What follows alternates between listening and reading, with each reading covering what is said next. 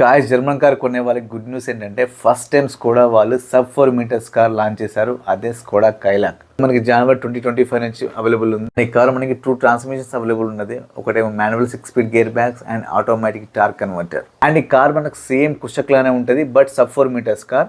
ఇది మనకు స్టార్టింగ్ వచ్చేసి 7.89 lakhs బేస్ ప్రైస్కి ఇచ్చారు.